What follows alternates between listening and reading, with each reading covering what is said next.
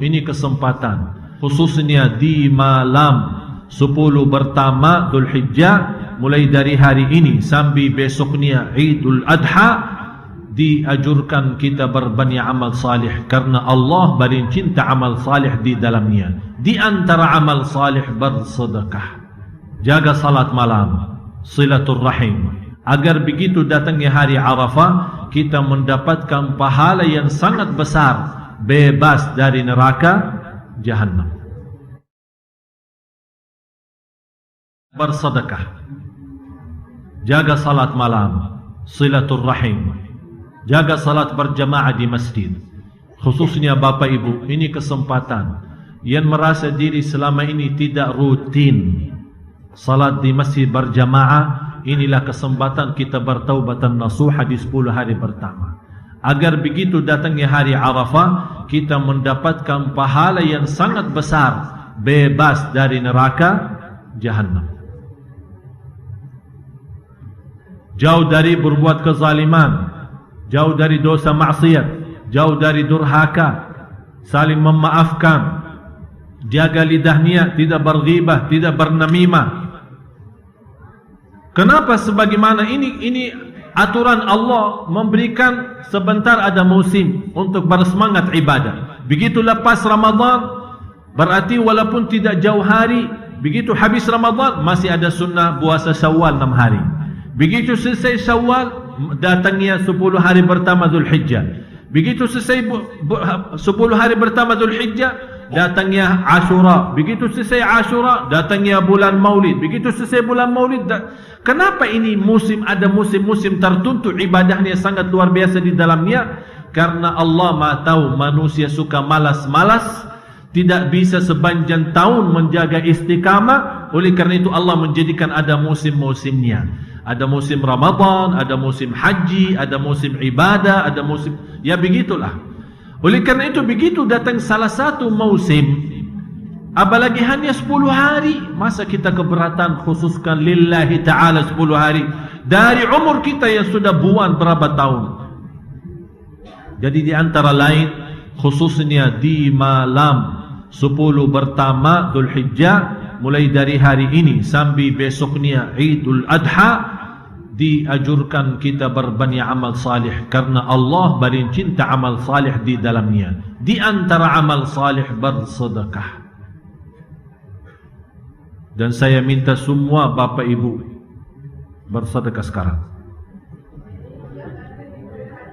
Yang tadi tidak ada urusan, tidak ada urusan yang tadi. Yang tadi tidak ada nawaitunya, lupa barangkali. Ini kan baru kita bahas. Ini membaharui niatnya, baharui niatnya, bikin niat baru. Ini baru kita bahas sedekah. Tadi tidak sebut sedekah. Bagaimana mau tahu? Tapi sekarang sudah sebut, berarti anda sudah yakin, sudah tahu. Bu, kalau mau bersedekah, sedekah aja. Kalau udah mau, udah usah, sudah diam. Uru-uru dibahas, udah sedekah. Ini kan baiknya buat kita semua. Saya juga pertama, orang juga bersedekah. Sungguh untuk hari ini. Dan semua Bapak Ibu, kalau saya mengajak sedekah, jangan fikirannya saya membawa pulang. Bukan. Tapi intinya Bapak Ibu, kalau saya menghiburkan semua untuk bersedekah, berarti ini kesempatan bagi kita. Apalagi malam Kamis. Malam Kamis berarti insya Allah Bapak Ibu besok, kalau buku amal kita naik dan dibuka di hadapan Allah, tertulis di antara amal ibadah yang dilihat oleh Allah hari Kamis adalah kita sudah bersedekah di malamnya. Silahkan pakai sarungnya atau apalah dari ibu-ibu, tolong. Bu, yang mau sedekahin emasnya boleh, kunci mobil boleh, motor boleh, mau pulang jalan kaki boleh. Pokoknya silahkan anda bebas. Mau serahkan tasnya dengan segala isinya, terima kasih banyak. Lebih baik ibu-ibu pulang ringan daripada bawa tas repot dan berat. Alhamdulillah, biar berat timbangan kebaikan kita di hadapan Allah SWT. Dan juga menimbulkan bapak-bapak. Saya yakin di antara yang hadir ada hajat. Ada yang lagi mencari jodoh, ada yang mencari kerjaan, ada yang punya masalah, ada yang lagi sakit, ada yang apa-apa, pokoknya bermacam alasan.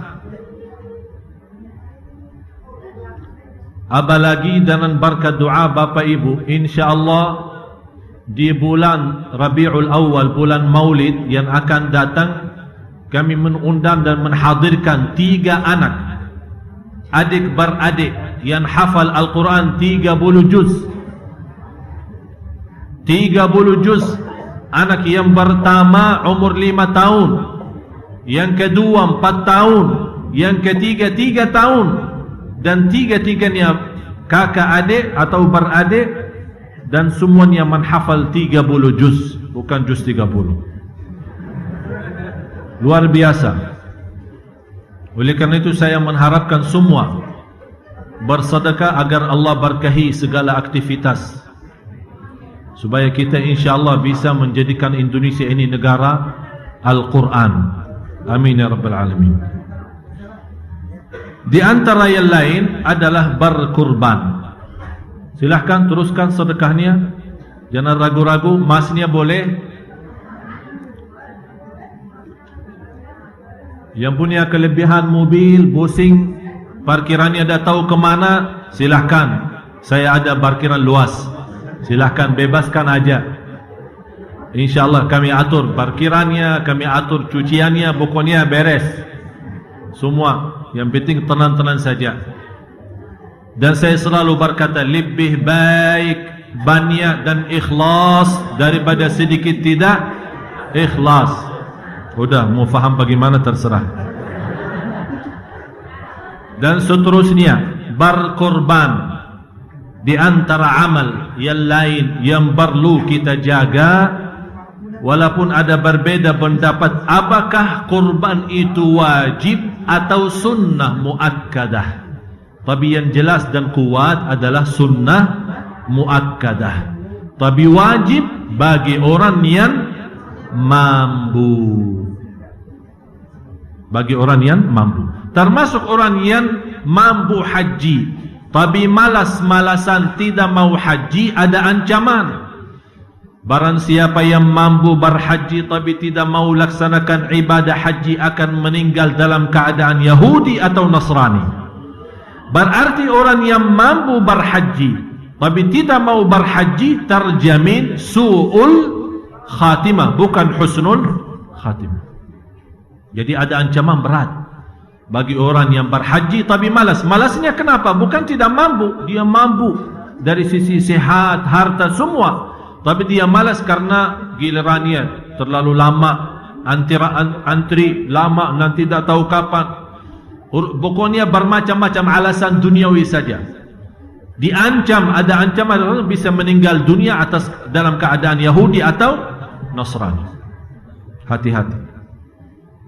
Berkurban sebagaimana Rasulullah SAW dijelaskan di hadis yang sahih. Rasulullah SAW berkurban 2 ekor kambing, 1 untuk beliau sendiri dan 1 untuk umatnya. 1 untuk umatnya. Nanti kita akan jelaskan. Bapak Ibu, kurban adalah sunnah Nabi Ibrahim alaihissalam. Kurban itu sunnah Nabi Ibrahim alaihissalam. Dari mana? Dalilnya apa? Suratul Safat. Tolong simpan. Surah 37. Surah 37 ayat 102 sampai dengan ayat 107. 102 sampai ayat 107. Surat As-Safat. Yang suka baca Yasin, Yasin surah 36. Teruskan lagi surah 37 habis Yasin, As-Safat.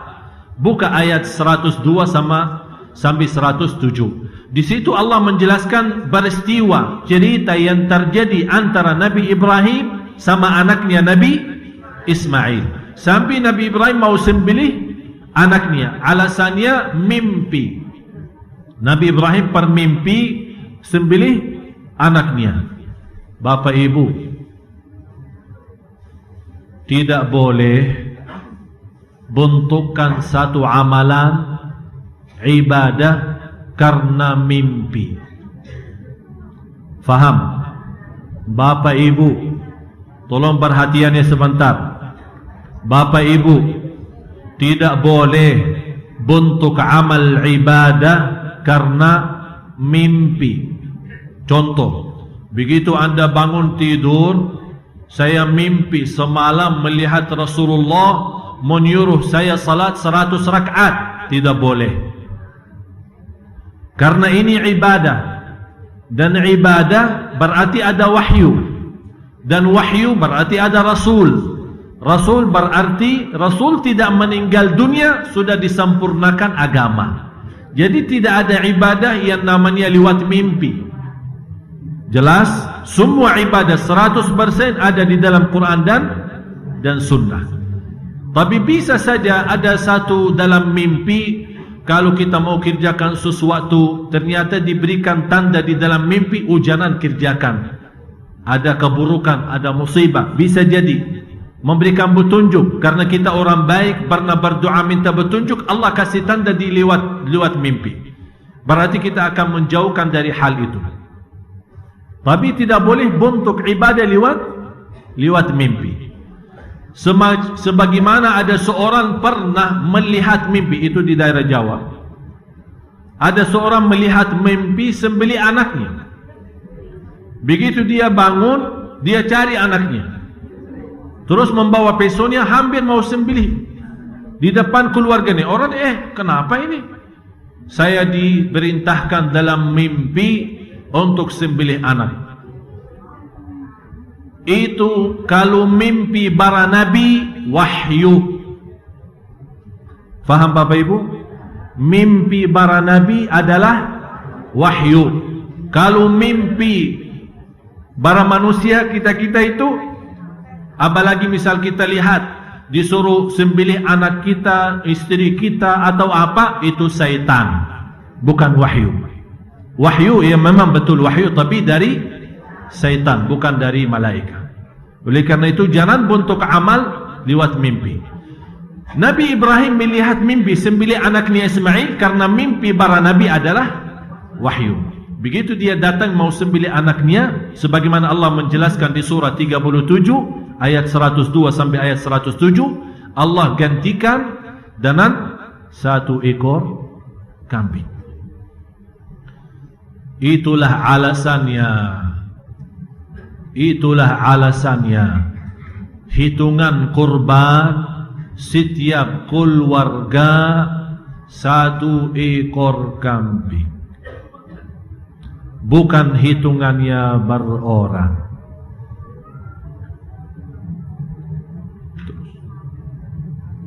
Sebagaimana juga di hadis, ini hadisnya, ada orang bertanya. Sekarang mohon maaf Bapak Ibu, sudah jelas cerita Nabi Ibrahim sama anaknya Nabi Ismail. Nabi Ibrahim 1, anaknya Nabi Ismail 2, Nabi Ishaq 3, istrinya 2, Siti Hajar sama Siti Sarah. Berarti Nabi Ibrahim dengan keluarganya berapa orang? 5. Nabi Ibrahim alaihissalam, Nabi Ismail alaihissalam, Nabi Ishaq alaihissalam, dan Nabi Ibrahim punya istri 2, Siti Hajar, kemudian Siti Sarah. Tapi kenapa Allah menggantikan hanya satu ekor kambing? Ini memberikan satu pelajaran bagi kita. Setiap keluarga, kepala dan turunannya adalah satu ekor kambing. Tidak ada pemahaman, tidak ada dalil Quran, tidak ada hadis yang namanya giliran. Tahun ini ayah, tahun depan atas nama istri, tahun besoknya atas nama anak pertama, dan itu tidak ada. Itu budaya kita karena kita belum faham.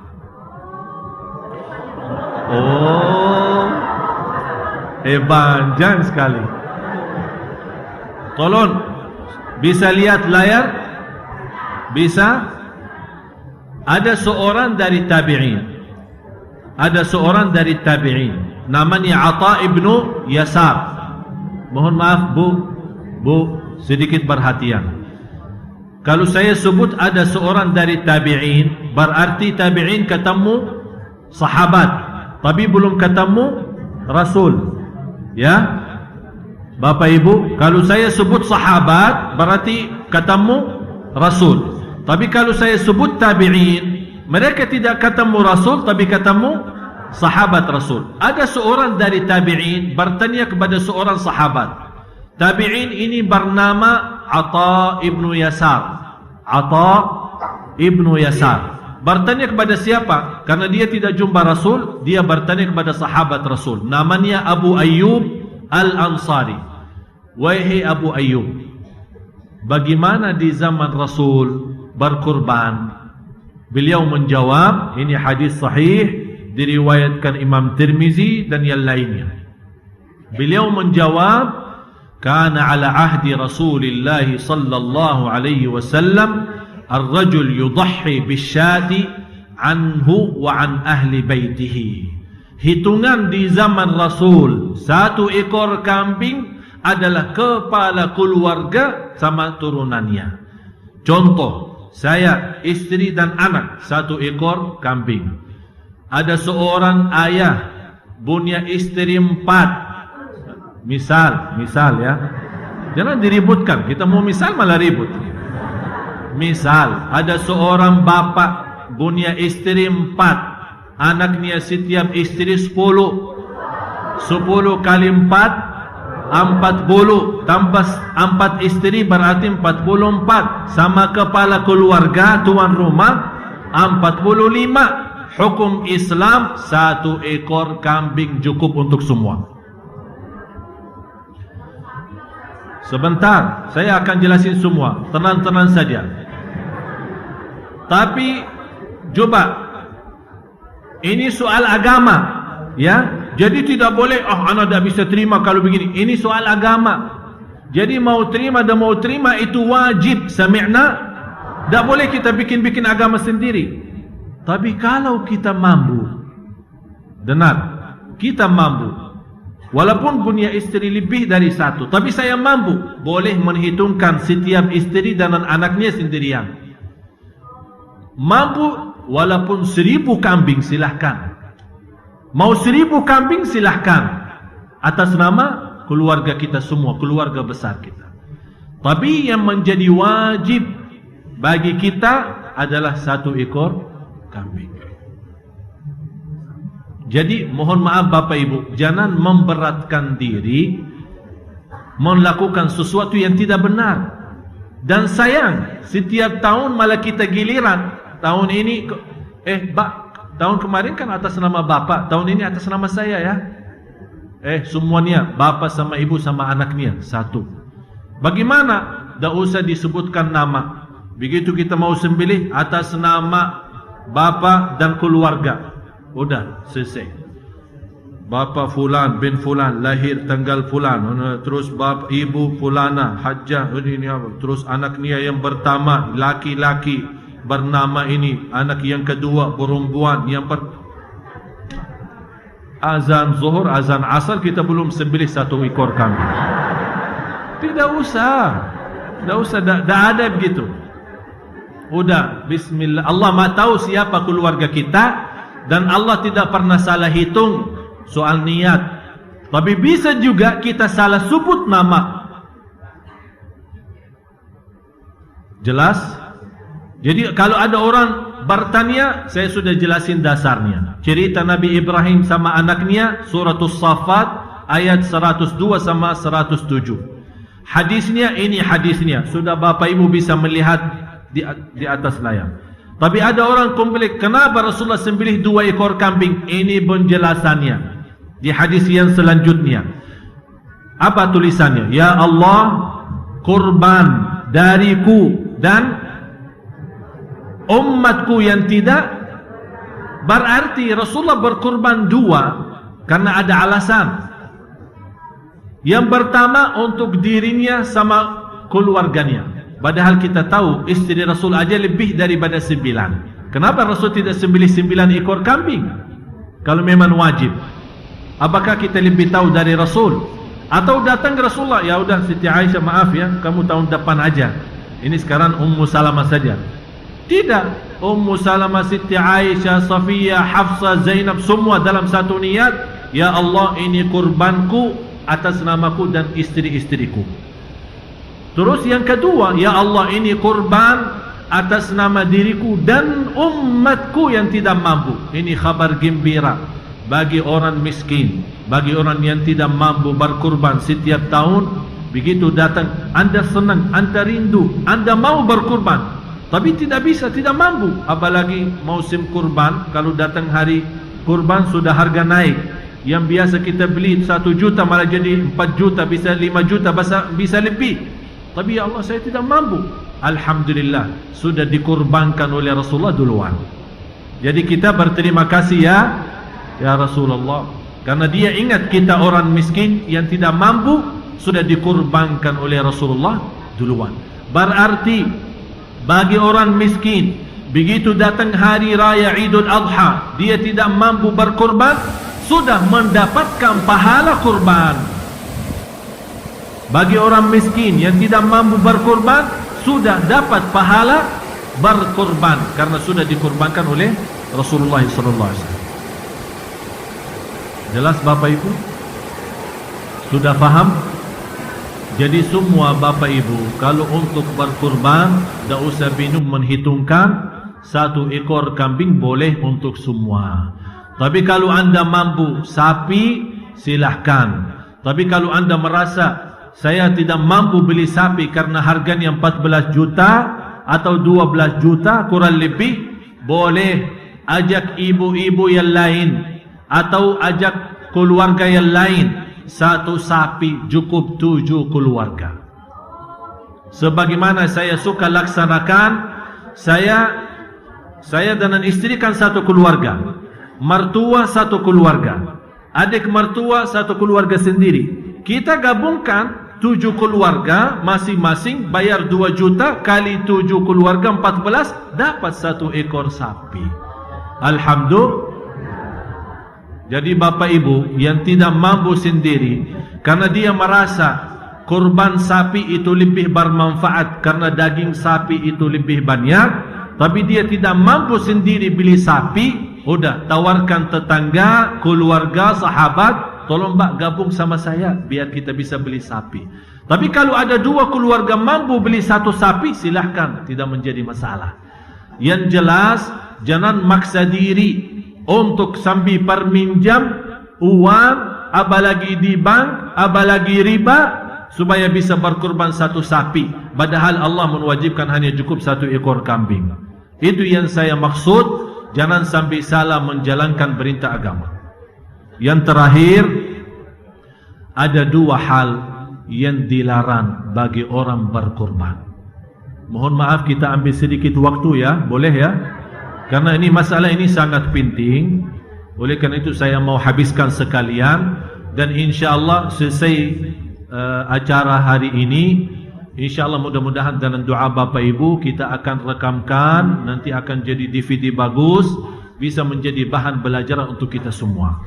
Ya, jadi nunggu insyaAllah mungkin minggu depan atau 2 minggu lagi pertemuan yang akan datang, DVD-nya sudah jadi kita bisa bawa kemana-mana dan bisa kita mempelajari bagi orang lain yang belum tahu persoalan ini. Ya, semua nanti ada DVD-nya, ada semua tulisan-tulisan ini yang muncul sekarang di layar, insyaAllah kita akan edit dan kita jadikan dalam 1 DVD. Ada 2 hal yang dilarang oleh agama kita bagi orang yang berkorban. Sekarang Bapak Ibu, saat kita berkorban, saya ulangi lagi, ada bapak, istri sama anak. Sudah jelas ini 1 keluarga. Sepakat? Sudah 1 keluarga. Jadi yang bernama kurban bukan hitungannya berorangan. Hitungannya berorangan adalah akikah. Ingat, hitungannya berorangan adalah akikah. Laki-laki 2 ekor kambing, perempuan 1. Tapi kalau kurban Idul Adha bukan hitungan berorang, tapi hitungannya berkeluarga. Suami, istri dan anak-anak. Misal ada seorang bapa, istri dan ada 10 anak. ya, berarti semuanya 12. 1 ekor kambing. Kalau mampu sapi, silahkan, tidak menjadi masalah, tidak ada larangan. Tapi di sini ada larangan satu. Kalau ada orang mau berkurban, begitu masuknya 10 hari pertama, tidak boleh cabut, cukur rambutnya atau kukunya. Sebentar, saya akan jelasin pelan-pelan. InsyaAllah semua akan belajar. Saya kembali lagi. Ini kepala keluarga, bapak, ibu sama anak. Mereka sudah ada niat untuk berkurban. Berarti begitu masuknya 10 hari pertama Dzulhijjah, yang mulai hari ini tidak boleh bagi orang yang bernawaitu kurban mencukur rambutnya atau cabut atau potong kukunya. Tapi siapa? Yang dimaksud siapa? Ini dari yang keluarga ini siapa? Yang dimaksud hukum ini berlaku bagi kepala keluarga saja. Contoh, saya, istri dan anak nawaitu berkurban untuk keluarga. Yang tidak boleh cukur kumisnya, rapiin jenggotnya, rambut kepala, potong kuku adalah saya. Kalau istri sama anak bebas. Jelas? Jadi bapak ibu, kalau yang sudah hari ini terlanjur pagi-pagi di depan kaca cucuk-cucuk, bersih-bersihin, mulai sekarang jangan lepas. Hikmahnya apa? Seperti jemaah haji tidak boleh cukur selama haji, kan? Begitu dia berkorban baru dia cukur. Kita merupai jemaah haji agar semua dosa-dosa yang tertumbuh di dalam tumbuh badan kita, dosa mata, dosa telinga, dosa kaki, dosa tangan, dan kita masih membiarkan rumput bulu kita, rumputnya apa semua yang lain, kukunya. Begitu kita sudah sembelih kurban kita dan kita mulai potong kuku kita dan cukur apa yang perlu dicukur, kita mengharapkan ya Allah semua dosa yang terbawah kuku, yang terbawah rambut, yang terbawah mana saja di tubuh badan, ya Allah habiskan semua. Berarti kita mendapatkan merubai jamaah haji. Sudah jelas? Mudah-mudahan kita bisa mendapatkan ampunan dosa dari akar-akar tumbuh badan kita. Semua menjadi bersih lahir batin. Sudah faham hikmahnya kenapa? Berarti mulai dari hari ini, ya, sudah, kalau sudah tadi pagi rapiin kumisnya, jenggotnya, rambutnya, udah tahan. Bisa jadi mungkin selama 10 hari, apalagi yang cepat tumbuh. Kalau saya cepat tumbuh ini, ya, mungkin Rabu depan bapak ibu bertemu dengan saya, mungkin Bin Laden ini misalnya. Jadi karena cepat ya, bisa 1 minggu kumisnya sudah begini, begini. Jadi tidak apa-apa, karena kita mau mengharapkan ridha Allah Subhanahu Wa Taala. Dan juga ada ayatnya. Bisa, ini hadisnya kan sudah saya jelasin. Idza ra'aitum hilala dzulhijjah wa arada ahadukum an yudhhi falyumsik min sya'ri wa dhafari.